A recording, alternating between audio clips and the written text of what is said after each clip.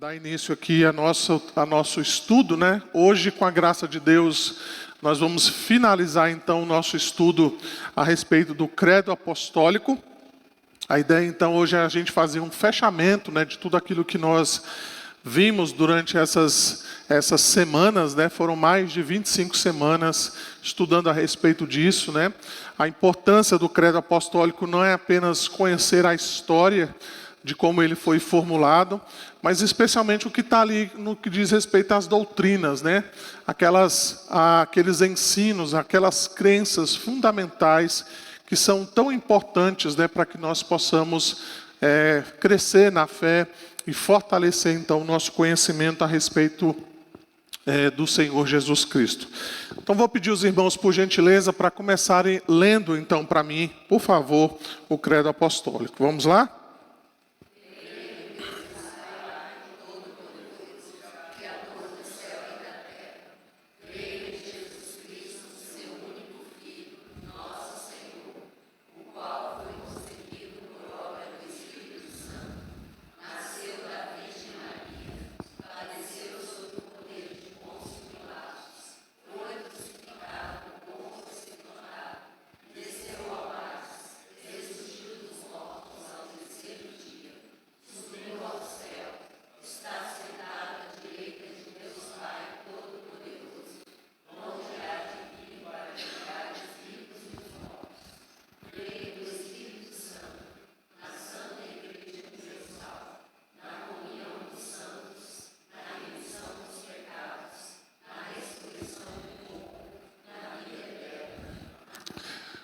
Então, hoje o nosso tema é falar sobre essa questão do amém, né? Exatamente olhando a importância, né, do credo apostólico, a importância, então, do creio, né? Então, veja que nós começamos falando a respeito daquilo que nós cremos e nós terminamos, então, com essa questão do amém, tá?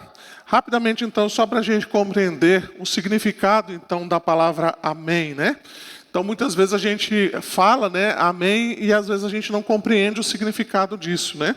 O significado, então, é de ter confiança, é de ter fé, é de estar firme, de estar certo, é de falar aquilo que é verdadeiro, ou seja, quando há um pronunciamento daquilo que é verdadeiro, então nós finalizamos dizendo amém, né? É mais comum nós conhecermos o amém como assim seja, ou seja, é algo que nós finalizamos após nós termos uma declaração verdadeira a respeito da nossa fé. Tem o sentido também de nós termos um compromisso com aquilo que nós acabamos de declarar. Então nós vamos falar um pouquinho disso mais na frente, né? Mas a gente então pronuncia o credo apostólico e no final a gente diz amém, ou seja, nós estamos concordando com tudo aquilo que está sendo dito ali, no que diz respeito, então, à declaração de fé que está ali.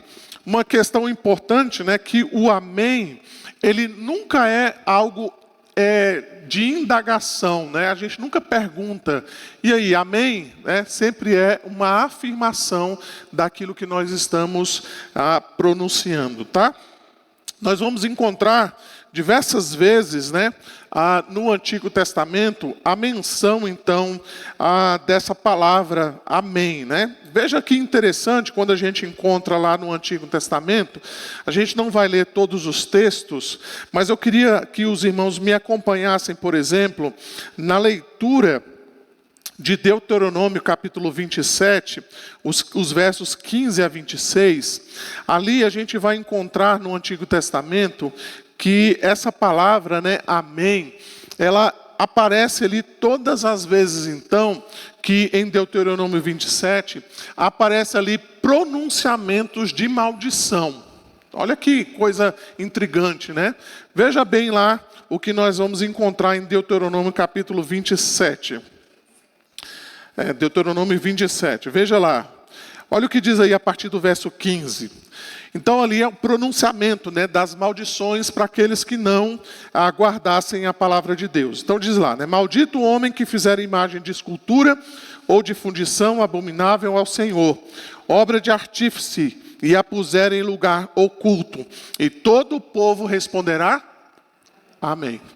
Então ele está dizendo, olha, esse vai ser um homem maldito. E o povo está dizendo, assim seja, que ele seja maldito mesmo. Veja o verso 16, maldito aquele que desprezar a seu pai e a sua mãe. E todo o povo dirá, amém. Maldito aquele que mudar os marcos do seu próximo. E todo o povo dirá, maldito aquele que fizer o cego errar o caminho. E todo o povo dirá. Então você vai vendo as maldições que estão sendo pronunciadas e o povo ali então declarando, assim seja, que dessa forma então aconteça. Então veja que o amém tem esse intuito, né? De trazer a confirmação de um pronunciamento que é feito diante de Deus. Aqui no caso então de Deuteronômio 27, a gente está vendo então essas maldições que estão sendo pronunciadas ali ao povo de Deus. Uma outra ocasião que a gente pode ver isso, né, que diz respeito a pronunciamento de maldições, é algo bem interessante, está lá em Números capítulo 5, o verso de número 22. Ali então, Deus dá uma instrução da seguinte maneira, né?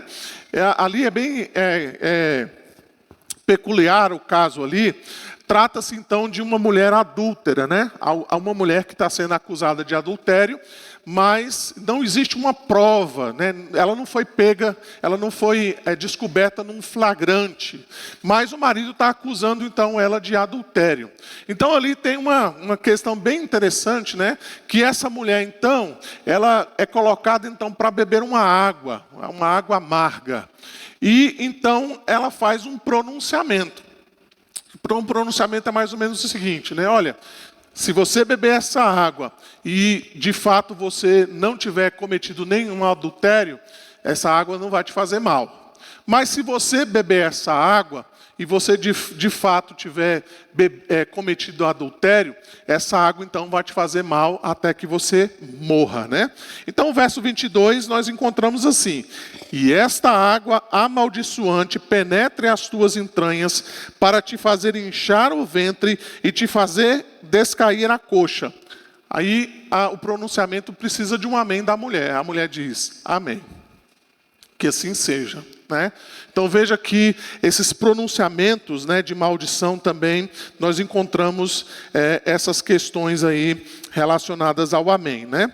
Você vai encontrar também que o amém no Antigo Testamento, ele tem a intenção, né, de expressar aquela disposição com relação ao propósito de Deus. Veja, por exemplo, Jeremias capítulo 11, verso 5, diz assim, para que se confirme o juramento que fiz aos vossos pais, que fiz a vossos pais, de lhes dar uma terra que manasse leite e mel, como se vê neste dia. Então eu respondi e disse, amém, ó Senhor. A gente vai encontrar também o amém no Antigo Testamento exatamente como uma concordância por aquilo que está sendo dito. Neemias 8,6 é um exemplo disso. Esdras bendisse ao Senhor, o grande Deus, e todo o povo respondeu, amém, amém. E levantando as mãos, inclinaram-se e adoraram ao Senhor com o rosto em terra. O Salmo 41, nós também vemos isso.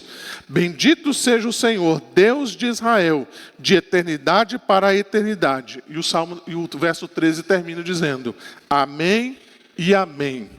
Nós vamos encontrar no Salmo 72 a mesma coisa. Bendito para sempre o seu glorioso nome, e da sua glória se encha toda a terra. Amém e amém. E também o Salmo 89, o verso 2. Bendito seja o Senhor para sempre. Amém e amém. O Salmo 106, o verso 48. Nós encontramos também essa mesma menção de concordância de algo que está sendo dito a respeito então de Deus, e nós simplesmente concordamos. Amém. Tá? A gente vai trazer algumas aplicações bem específicas no que diz respeito também à questão do credo apostólico. Tá bom? Vamos lá. Como é que o amém então aparece no Novo Testamento? Então é interessante que o amém, embora ele não seja traduzido aqui para nós exatamente com essa expressão, amém, você vai ver que Jesus usa essa palavra, mas ela é traduzida um pouquinho diferente para nós. Veja, por exemplo, em Mateus capítulo 5, verso 18, você vai ver essa expressão em diversos outros textos que eu vou mencionar aqui. Mas aqui, Mateus capítulo 5, verso 18, Jesus vai dizer assim: porque em verdade vos digo, até que o céu e a terra passem, nem um tio, nem um i ou um tio jamais passará desta lei, até que tudo se cumpra. Essa expressão que é traduzida aí para nós como em verdade, é a palavra amém. É como se Jesus estivesse dizendo assim: até que o céu e a terra passem, nenhum tio, nenhum i ou um tio jamais passará da lei, até que tudo se cumpra. E Jesus diz no final: amém. Assim seja. Em verdade vos digo que é isso que vai acontecer. Ou seja, Jesus ao mesmo tempo ele está fazendo uma afirmação e ele mesmo está dando o amém. Ele está dizendo: é assim que vai acontecer, tá? Você vai encontrar essa mesma expressão lá em Mateus capítulo 6, o verso de número 2. Quando Jesus então diz assim: quando, pois, deres esmola, não toques trombeta diante de ti, como fazem os hipócritas, nas sinagogas e nas ruas, para serem glorificados pelos homens. Em verdade vos digo que eles já receberam a recompensa. Novamente aqui a palavra que é traduzida para nós em verdade, é a palavra então amém, que Jesus está dizendo. Você vai encontrar isso também em Mateus 6, verso 16. Você vai encontrar também em Mateus capítulo 8, o verso de número 10. Você vai encontrar também em Mateus capítulo 10, o verso de número 23. Se você quiser anotar, Mateus capítulo 19, o verso de número 28. Ali Jesus também fala em João capítulo 3, os versos 3 a 5. A isto respondeu Jesus: em verdade eu te digo, se alguém não nascer de novo, não pode ver o reino de Deus. Respondeu-lhe Jesus: em verdade eu te digo, quem não nascer da água e do Espírito, não pode entrar no reino de Deus. Aqui também, novamente, Jesus está usando essa palavra amém. Nós vamos encontrar também outros contextos, né, onde essa palavra aparece. Eu vou pedir dois irmãos, né, por gentileza, para lerem para mim, por favor, a 2 Coríntios capítulo 1, verso 20, e outro irmão, outra irmã, para ler Apocalipse capítulo 3, o verso de número 14. Por favor.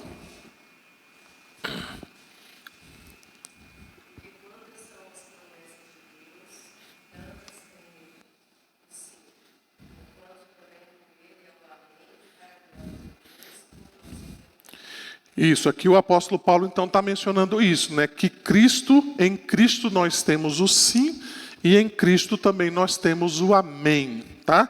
Ele está mencionando isso. Apocalipse capítulo 3, verso 14, ele fala mais claramente a respeito disso. Ele está dizendo que Jesus então é o amém. Quem achou Apocalipse 3, o verso de número 14?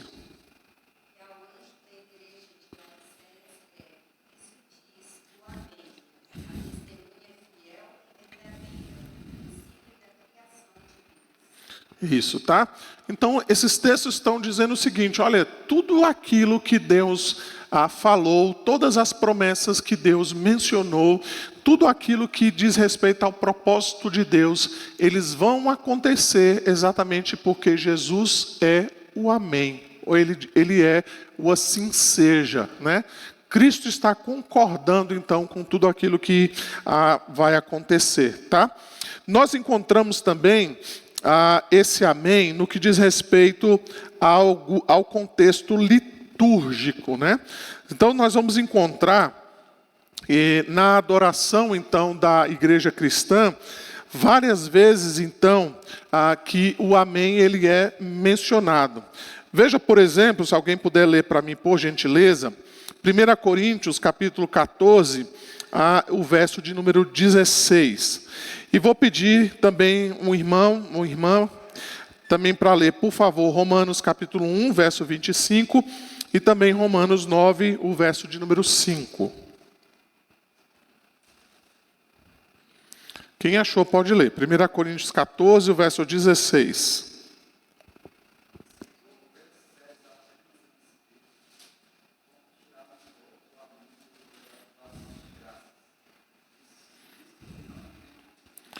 Isso, então em 1 Coríntios capítulo 14, os irmãos lembram ali daquele contexto, né?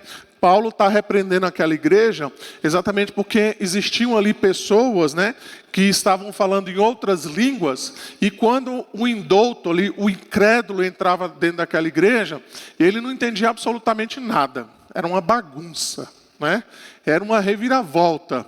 Era uma desordem completa aquele culto ali na igreja em Corinto. E Paulo está dizendo, como é que o indouto, como é que o incrédulo vai chegar então e ele vai poder dizer o amém? Ou seja, como é que ele vai concordar com aquilo que está sendo dito no culto se ele não está entendendo absolutamente nada? Né? Como é que ele vai dizer amém, assim seja, se ele não está sabendo absolutamente nada do que está acontecendo ali? Às vezes a pessoa está falando a maior besteira do mundo, mas porque ela está falando em outra língua, né? Ela está falando num idioma que a gente não compreende, a gente então muitas vezes é levado a dizer amém. Isso é que Paulo está dizendo lá, né? Veja ainda em Romanos capítulo 1 e também o capítulo 9, os versos 25 no capítulo 1 e o verso 9 no verso 5 no capítulo 9. Quem achou pode ler, por favor.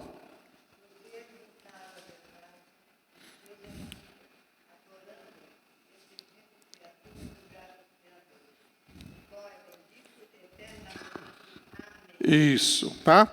Capítulo 9, verso 5.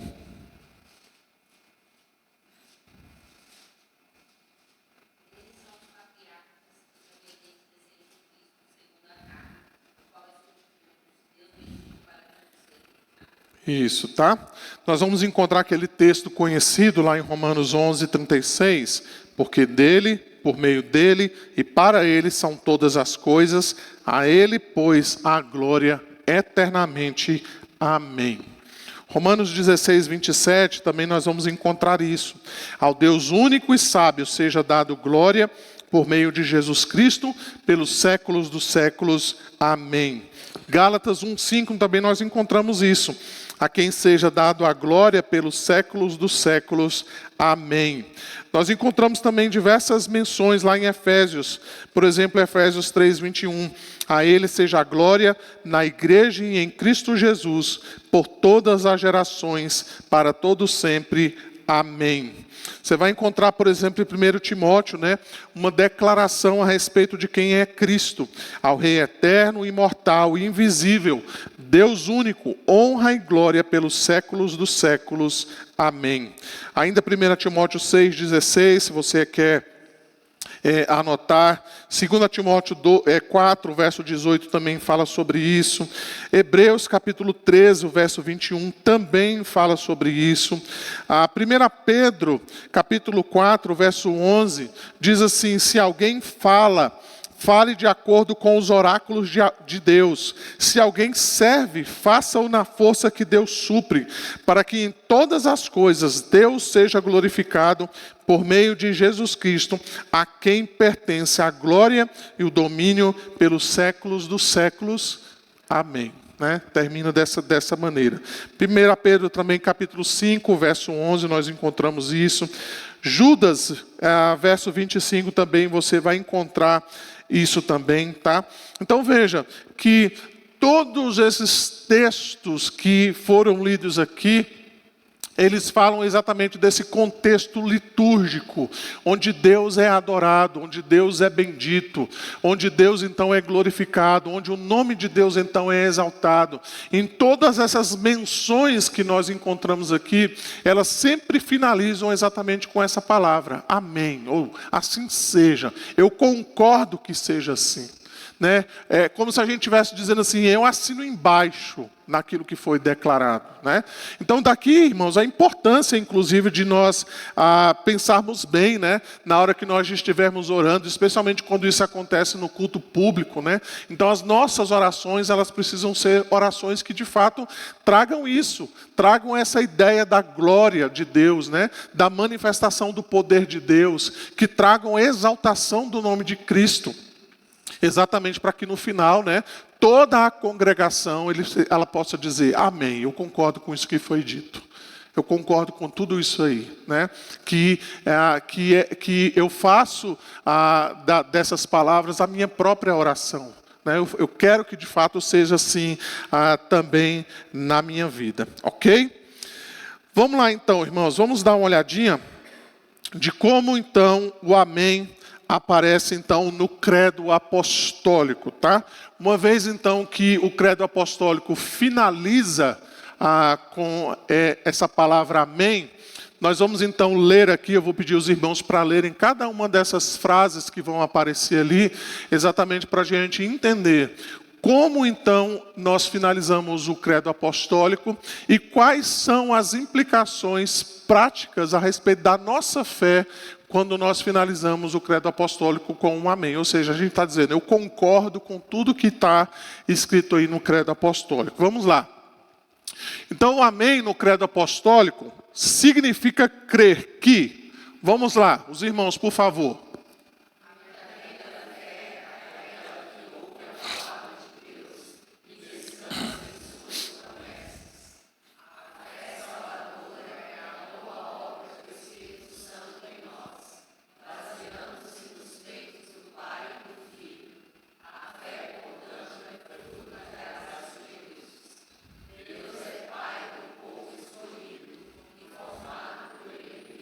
Então é isso que eu estou dizendo. Quando eu digo amém no credo apostólico, eu estou fazendo essas afirmações aí. Vamos lá, vamos continuar aí nas nossas afirmações. Os irmãos, por favor.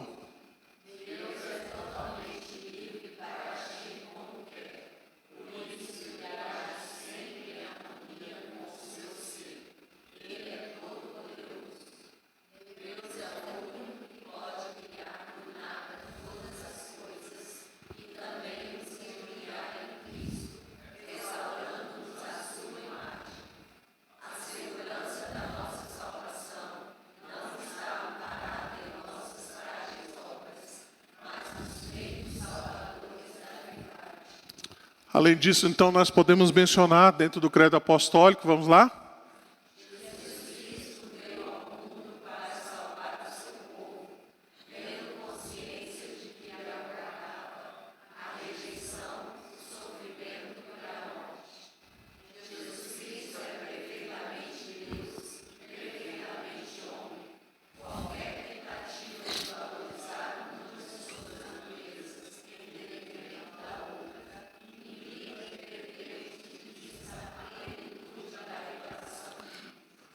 Tem mais, vamos lá.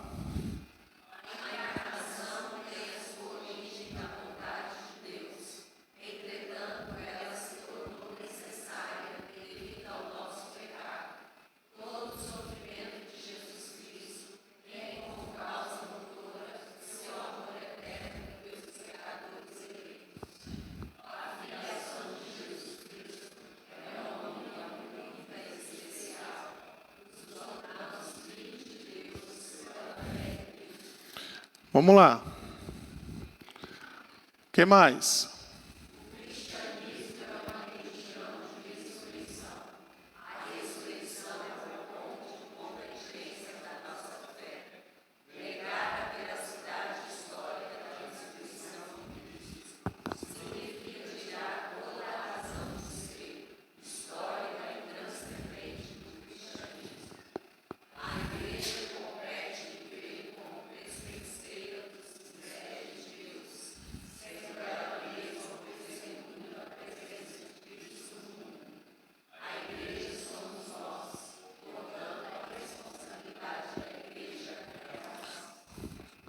Vamos lá que ainda tem mais um pouco.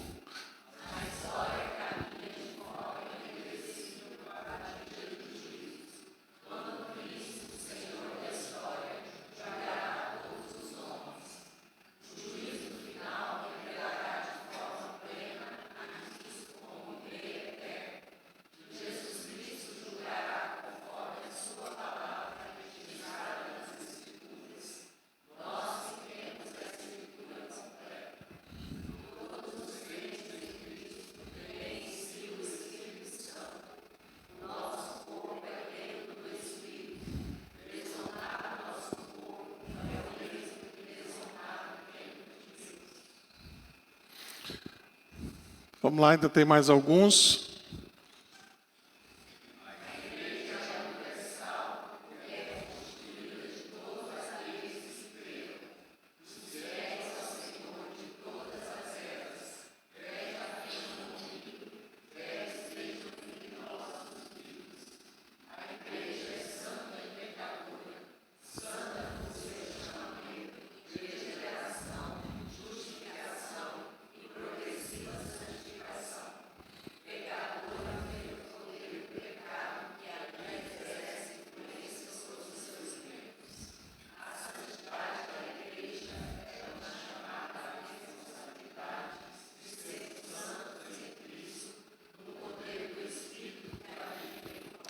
Isso. Então percebam, irmãos, que obviamente todas essas afirmações elas foram desenvolvidas, né, a partir daquilo que nós lemos aqui, ali no credo apostólico, né, elas não fazem parte do credo apostólico, mas percebam então que quando nós confessamos o credo e nós finalizamos então dizendo amém, nós estamos dizendo e nós estamos afirmando tudo isso então que nós acabamos de afirmar. Né, de que nós cremos em Deus, em todas as obras então que Ele proporciona, nós cremos então no Senhor Jesus Cristo, em tudo aquilo que a sua pessoa e a sua obra redentora significa para nós, nós cremos na igreja do Senhor, no Espírito Santo e na igreja do Senhor Jesus Cristo, então nós cremos que nós não estamos aqui à toa, nós fomos chamados por Deus, Deus então nos escolheu para sermos santos, Deus nos escolheu então para sermos proclamadores das suas verdades ou das verdades do Evangelho. Então ser um cristão não é apenas uma opção que a gente tem, mas de fato é um chamamento divino, é uma vocação soberana que nós recebemos do próprio Deus, de maneira soberana, amorosa, incondicional. Todos nós então precisamos ter essa percepção clara de que somente por meio de Jesus Cristo nós podemos ser salvos e que cabe a nós então, como portadores desses mistérios de Deus, proclamarmos essa salvação a toda criatura, a todos os povos, né? Até onde o Evangelho puder ser anunciado. Então, diante disso, irmãos, por que o credo apostólico, então, ele é importante para os nossos dias? Primeiramente, então, nós podemos mencionar exatamente isso, porque o credo, ele tem as declarações verdadeiras sobre a fé verdadeira. Lembra que eu falei sobre isso bem no início? Né? De que o credo apostólico, então, ele apontava exatamente para esse conjunto de convicções que podem nos colocar dentro ou fora do cristianismo. Então, o credo apostólico, embora ele não seja exaustivo, ele não tenha todas as declarações a respeito da fé cristã, mas ele tem aquelas que são básicas, são necessárias, são essenciais para que, de fato, nós possamos confessar um cristianismo verdadeiro. Se eu nego, por exemplo, uma das naturezas de Cristo, então eu não posso ser considerado como cristão. Se eu nego, por exemplo, o Espírito Santo, eu digo que o Espírito Santo então não existe, por exemplo, então eu estou negando algo que é fundamental à fé cristã. Se eu nego, por exemplo, a comunhão dos santos, então eu estou negando algo que é fundamental à fé cristã. Se eu atribuo, por exemplo, a criação de todas as coisas ao evolucionismo, né, ou ao acaso, né? Então eu tiro isso do fato de que Deus é o Criador de todas as coisas, então eu estou negando algo que é essencial para o cristianismo verdadeiro. Então se você quer saber, né, se você quer fazer um estudo, né? Ou se você quer fazer uma avaliação se aquela religião é uma religião verdadeira ou não, preste atenção o que essa religião pensa sobre o credo apostólico. Né? E não estou dizendo que ela precisa simplesmente declarar o credo apostólico. Ela precisa, de fato, confirmar todas as implicações que o credo apostólico, então, traz para cada um de nós. Então, o credo apostólico, ele contém tem essas declarações que são as declarações verdadeiras sobre a fé verdadeira.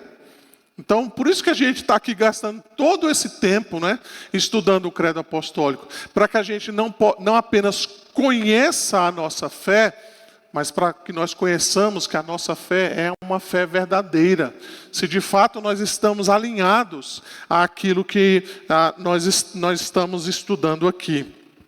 Além disso, então, nós podemos mencionar que o credo apostólico, ele estabelece a verdade absoluta sobre a fé cristã. Então veja, nós vivemos num mundo plural. Hoje cada um tem a sua fé, né? Cada um diz assim, eu tenho a minha própria religião, né? E se você abrir a internet aí, você vai ver diversas religiões no mundo aí espalhada. E muitas vezes as pessoas perguntam, qual é a verdadeira, não é? Como é que eu sei que de fato eu estou seguindo uma fé verdadeira, uma religião verdadeira? Então o credo apostólico, ele traz essa verdade absoluta. Ele diz quem é Cristo. Ele diz a respeito da sua obra. Ele fala claramente quem é o autor da salvação. Ele deixa de maneira clara para nós, por exemplo, que haverá um dia do juízo final. Ele lança fora toda e qualquer ideia, doutrina ou qualquer outro tipo de filosofia que não seja de fato aquilo que a Bíblia revela para nós. Então ela coloca de fato Deus no centro de todas as coisas, enquanto as religiões tentam de alguma maneira afastar Deus do centro das coisas, do centro então das decisões humanas. Enquanto muitas religiões levam as pessoas a olharem para si mesmas, a buscarem em si mesmas as razões do seu ser, né? A fonte então para suas decisões, o credo apostólico então nos conduz a nós conhecermos de fato quem é Deus, por meio do Pai, do Filho e do Espírito Santo. Enquanto muitas religiões, elas proclamam, né, que você pode ser salvo por obras, ou que você pode ser salvo por meio de reencarnação, purgatório, ou sendo uma pessoa boa, honesta, o credo apostólico diz que só existe um meio de salvação, é o Senhor Jesus Cristo. É por meio dele, então, que nós podemos ser salvos. Então, meus irmãos, o credo apostólico, ele traz, então, ele estabelece para nós essa verdade absoluta. No mundo como o nosso, volto a dizer, onde existem diversas verdades, o credo apostólico diz que existe apenas uma verdade absoluta. E é por isso, então, que ele se torna tão importante nos nossos dias. Além disso, então, o credo apostólico, ele descreve para nós de que a obra da salvação, ela é uma obra exclusiva de Deus. Percebam, irmãos, que no credo apostólico não há nenhuma menção a respeito do homem, do livre-arbítrio, da escolha humana, de um homem de alguma maneira a passar a escolher a Deus ou escolher a salvação. Notem que o credo apostólico traz isso de maneira muito clara para nós. Fala da obra da Trindade. Deus Pai que cria, que elege, o Filho então que redime, que dá a sua vida, o Espírito Santo então que nos é dado, nós somos o templo do Espírito Santo, e o juízo final então que se dará no último dia por meio de Jesus Cristo, nosso Salvador. Então o credo apostólico deixa claro isso para nós. A salvação é uma obra de Deus. Não é obra nossa. Somos nós que fazemos. Não somos nós que decidimos. Não somos nós que escolhemos a Deus. Não somos nós que desejamos ser salvos. Mas é Deus quem nos escolhe. É Deus quem nos salva. É Deus quem nos dá do seu Espírito. É Deus que opera todas as coisas conforme o conselho da sua vontade. O homem não está no centro da história. Ele não está no centro das decisões. Mas Deus é quem está dirigindo todas as coisas e conduzindo a história para o fim que Ele mesmo determinou. Para aquilo que Ele mesmo deseja. Então percebam, irmãos, que isso tira de nós toda e qualquer pretensão do nosso coração em acharmos que nós temos algum tipo de influência ou algum tipo de decisão a respeito da nossa salvação. Tudo isso é obra da graça de Deus sobre as nossas vidas. É assim, então, que a Escritura nos mostra. Além disso, então, nós podemos perceber, finalmente, como o credo apostólico, então, ele exalta a Trindade Santíssima. Como eu mencionei agora há pouco, né? Ele fala, então, do Pai, do Filho e do Espírito Santo. A ideia aqui não é exaltar o homem, os feitos do homem, a glória do homem. Não está aqui para dizer aquilo que nós somos, mas aquilo que Deus é, aquilo que Deus faz e como Deus opera todas as coisas. Um mundo tão cheio de si mesmo, né, como é o nosso mundo, onde cada vez mais as pessoas trazem para si a responsabilidade dos seus feitos, onde cada vez mais as pessoas têm se tornado egoístas e egocêntricas, onde cada vez mais, né, o homem tem exaltado os seus próprios feitos. O credo apostólico, então, exalta os feitos da Trindade. Mostra, então, como o Pai, o Filho e o Espírito Santo trabalham em favor dos seus planos, em favor dos seus propósitos. Então, notem, irmãos, que o credo apostólico, então, ele se torna extremamente importante para nós, exatamente porque ele revela a vontade de Deus, ele mostra, então, como Deus opera, ele revela, então, a salvação que nós temos em Cristo Jesus, por meio da sua obra redentora, e ele nos coloca, então, diante dessa verdade absoluta, de que Deus é o Criador de todas as coisas, Jesus Cristo é o Filho de Deus que morreu por nós, nós cremos então no Espírito Santo, nós cremos na vida eterna, nós cremos no juízo final. Todas essas coisas que eu acabei de mencionar e outras mais, elas são irritantes ao mundo moderno, porque o mundo moderno fala de outros caminhos, outros deuses, outros meios de salvação, quando o credo apostólico diz que só há um caminho para todas essas coisas. Só há um Deus, só há um Salvador, só há um Espírito, só há uma igreja, só há um dia para o juízo final. Então isso também deve trazer implicações para o mundo em que nós vivemos. Vamos então novamente finalizar aqui. Hoje nós acabamos um pouquinho mais cedo, mas vamos ler aqui novamente o credo apostólico. Vamos lá?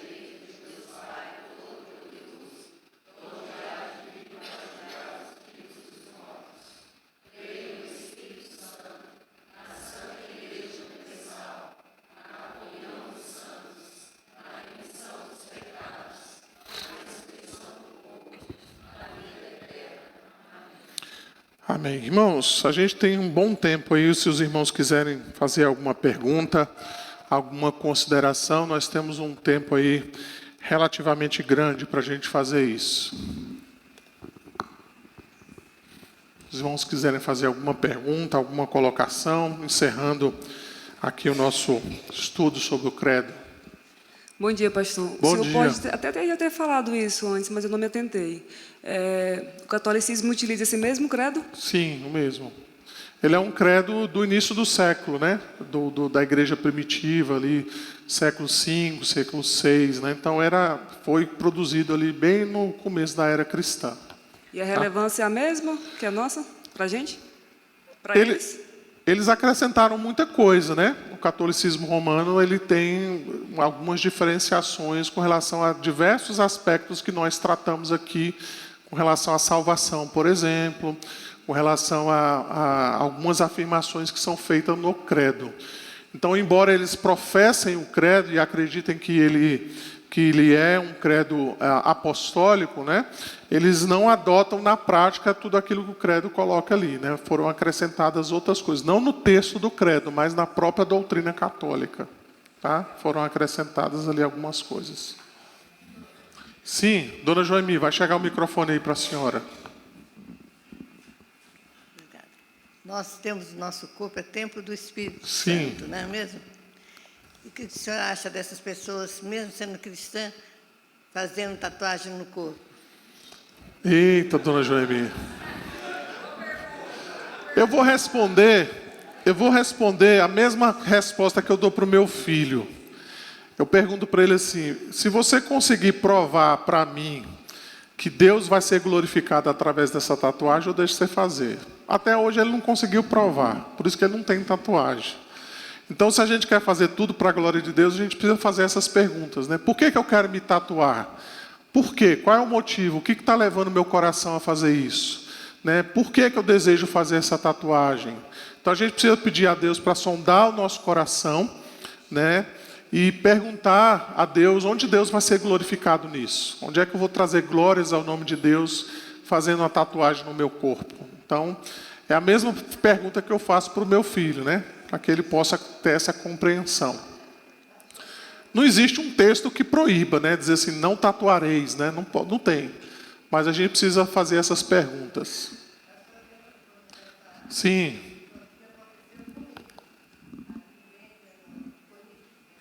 Deixa eu chegar o microfone aí para a senhora, dona Chamila. Há muito tempo atrás, aconteceu uma coisa muito interessante comigo, que eu fiquei muito impressionada. Eu estava vindo lá no Conic, naquela calçada, tinha aquele pessoal que era de vestido branco, ficava dando incenso, né, as pessoas. Quando eu cheguei perto dele, ele falou, não quero fazer, estou vendo sangue, não aproxima de mim, estou vendo sangue. E eu fiquei assustada, corri no bar que tinha assim na frente, sabe? E perguntei, que coisa estranha ele falando daquele jeito comigo. Ele falou assim, eu ia só entregar a mensagem da Bíblia para ele, Ele falou, não, a senhora deixa a mensagem da Bíblia para ele, que a senhora dá para ele, que eu dou para ele. Entrego para ele, ele vem, termina de ficar aí, ele vem para cá para tomar a água e o sanitário. Então, eu deixei a Bíblia. Me assustei. Nós, então, temos uma marca. Eu acredito que sim, né? É o que a Bíblia fala, nós temos a marca do Cordeiro, né? Nós somos selados pelo Espírito. A gente fala muito da marca da besta, né? Mas Apocalipse também fala da marca que nós temos, né? Então, nós temos uma marca, um selo que nos distingue como sendo o povo de Deus dos demais, né? Sim,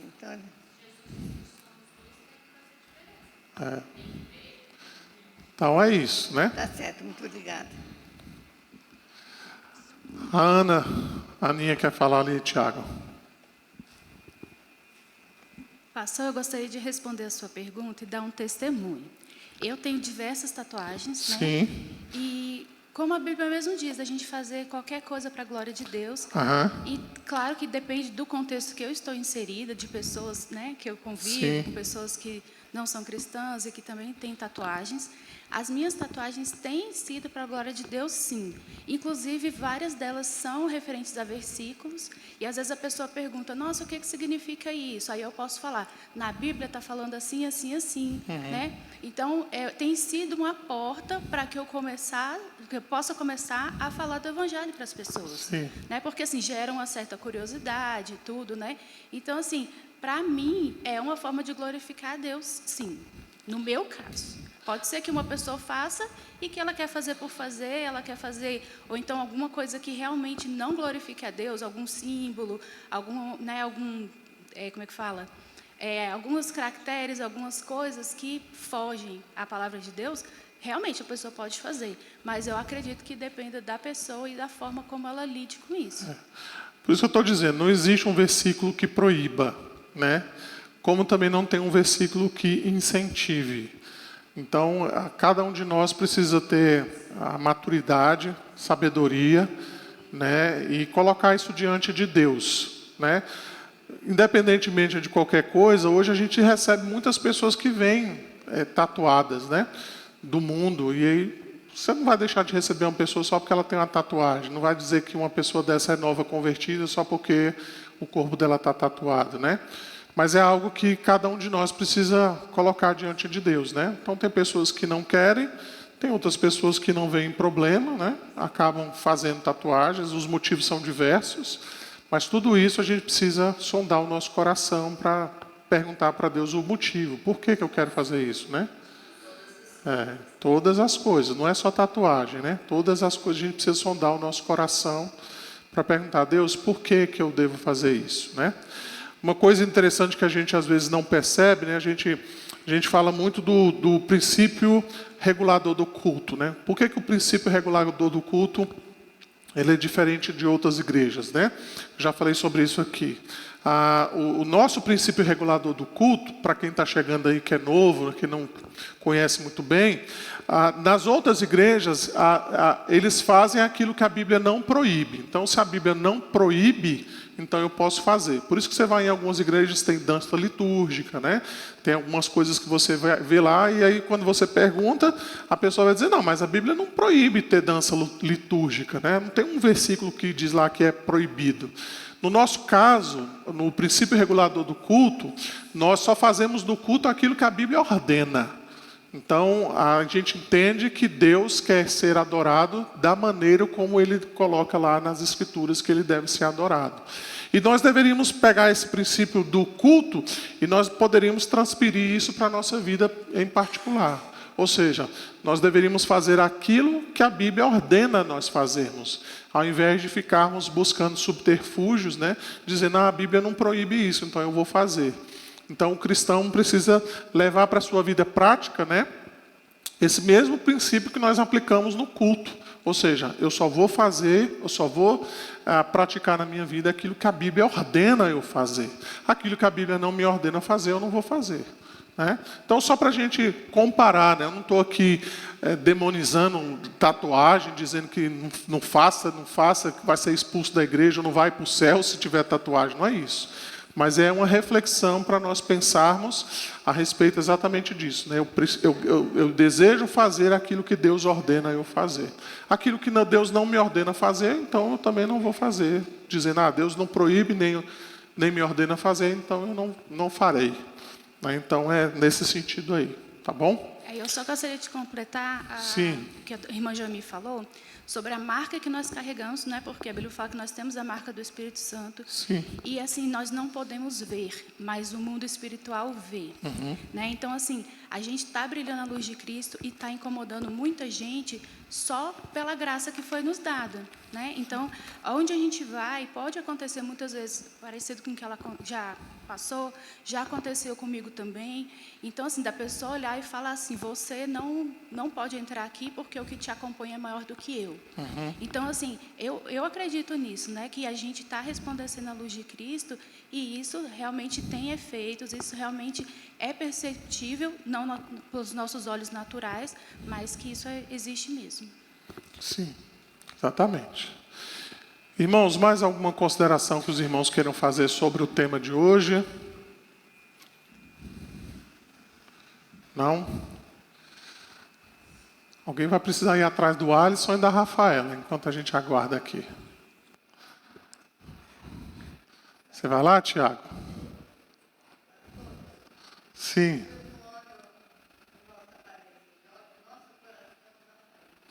Não entendi, dona Jaime. A senhora pode repetir? Isso. É o que ele disse lá para Samuel, né? Que Samuel ficou impressionado com os irmãos de Davi. E aí Deus falou, eu não olho a aparência, né? Eu olho o coração, né? Então Samuel ficou impressionado com a altura, talvez o físico dos irmãos de Davi. E Deus falou, não, você está olhando errado, né? Não olho a aparência, né? Não olho a beleza. Eu olho o coração.